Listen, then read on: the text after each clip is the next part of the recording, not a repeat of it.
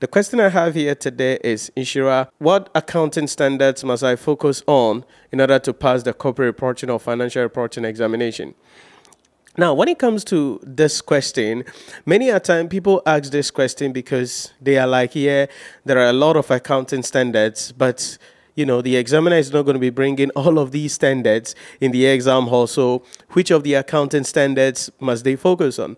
Now, the way I answer this question is to give you an idea about what you are supposed to expect in the exam hall.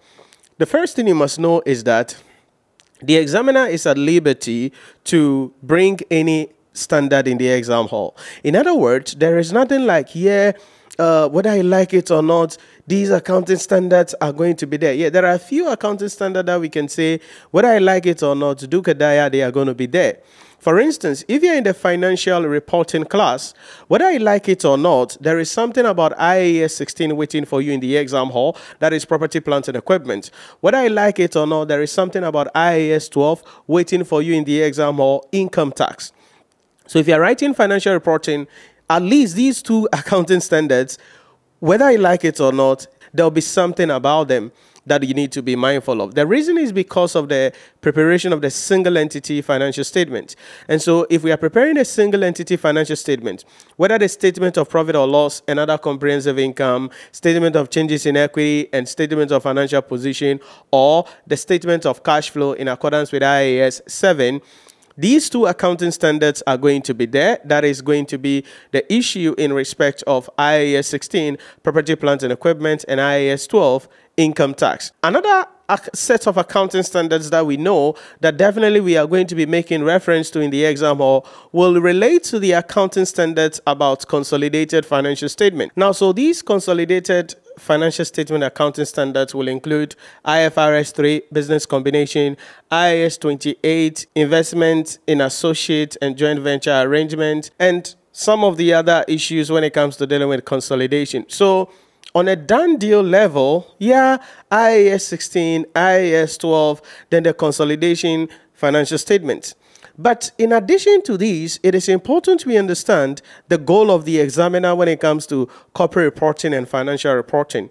The goal of the examiner in respect of corporate reporting and financial reporting is to really bring the best out of students in respect of their understanding of the accounting standards and how they can apply the accounting standards to various scenarios to be able to extract financial statements. And so the first thing you need to understand then is that the examiner is going to be bringing questions relating to the non-current assets accounting standards. That's the first thing.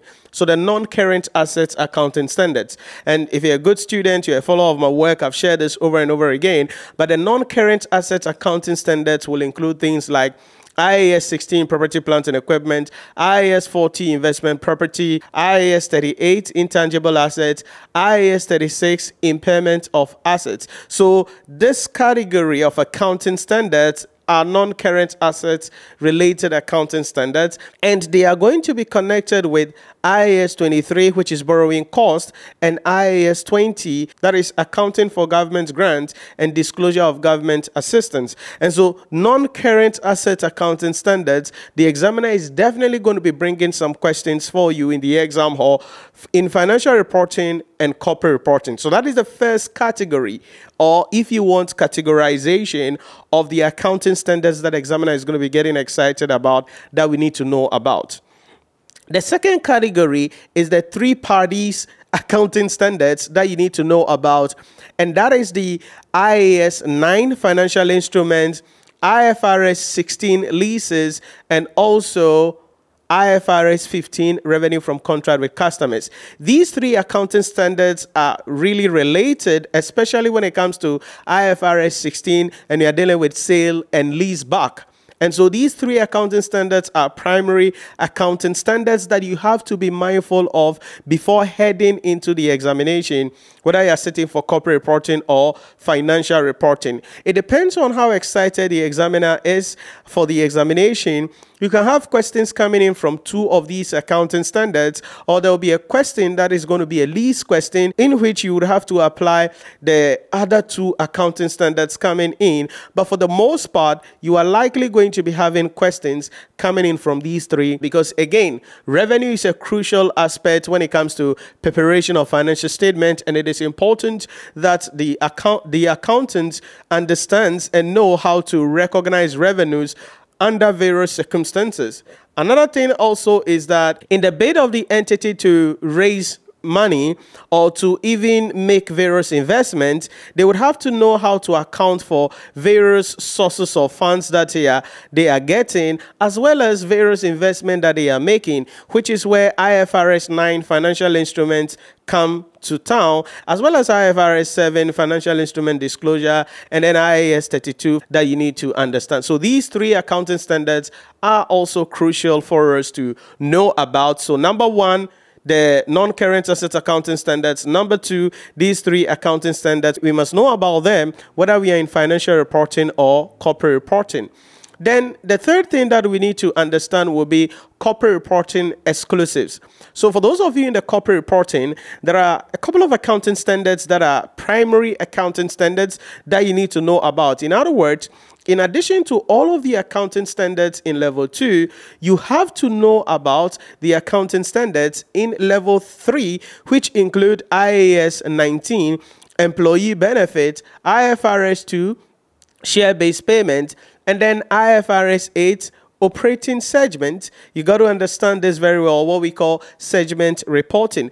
And so these three accounting standards are also going to be crucial when it comes to level 3 corporate reporting exclusive. And again, depending on how excited the examiner is, if he gets goosebumps, you may have some questions coming in from these three accounting standards exclusively in the exam hall, 7-7 or 5-5 in the exam hall that you have to know about. Sometimes you will go to the exam hall and there is nothing about these three guys, and all of the questions will be in respect of the level 2 basic financial reporting accounting standards that you have to know about. Then suddenly we have the other accounting standards that the examiner can throw in as and when he likes, like IAS 10, events after the reporting period, IAS 33, earnings per share, certainly dealing with issues in respect of IAS 2, inventories, and then IAS 41, agriculture. And so those are the other accounting standards that the examiner can throw in as per the requirements of the question. So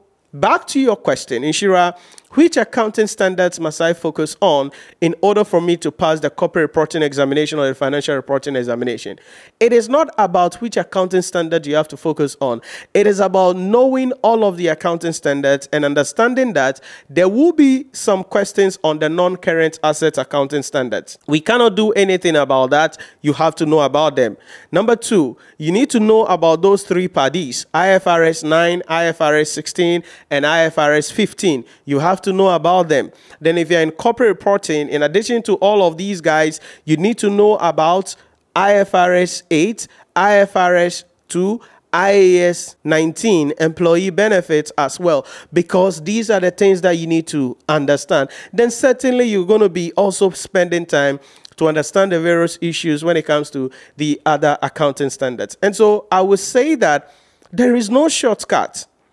And the beauty is that most of these accounting standards are interrelated. And so if you are looking at IAS 16, initial measurement, there are a number of accounting standards there, like provisions, like borrowing cost, like employee benefit, like government grants. If you come to the subsequent measurement, we can bring in IAS 36, impairment of assets. We can bring in IFRS 5, non-current asset held for sale and discontinued operation. We can bring in IAS 40, investment, property, and others. So you realize that the accounting standards are interrelated. And then even on the subsequent measurement of property, plant, and equipment, there will be deferred tax implication, IAS 12, that you need to understand. So your goal should be to learn all the accounting standards and understand all the accounting standards and how they connect with each other. Because in certain scenarios that the examiner will be giving to us in the exam hall, we would have to apply maybe 2 accounting standards or 3 accounting standards standards to be able to answer a 7-mark question or maybe a 5-mark question. And so your goal should not be, oh, what should I focus on to pass the examination? Your goal should be, what are the categorization, and then how do I learn all of them, knowing that they are all intertwined, so I can increase my chances of passing the examination. And one of the things you want to do is to get access to good content that will provide you with the blueprints that you need to understand all of these accounting standards and how they are connected together. And that is why our online platform is exactly what you need. So you can head on to our website, insurapremium.com, or download the Insura Premium mobile application and enroll in our financial reporting or our corporate reporting course. Because in addition to joining our live lectures, joining our executive revision masterclass, being part of the community, you also get summary videos on all of the accounting standards, downloadable and accessible right in the mobile application, either downloadable on the Google Play Store or the Apple App Store. And you can get access to these contents, study on the go over and over again, and understand the basic principles underlining each of these accounting standards, and most importantly, how they connect with each other. Then you can expose yourself to questions and put yourself in the spot to pass the examination. So head on to our website, insurapremium.com, and enroll in the course today, and let us assist you so you can ace this examination. And I know that you can definitely overcome the challenge of understanding the accounting standards, and most importantly, pass the corporate reporting or financial reporting examination.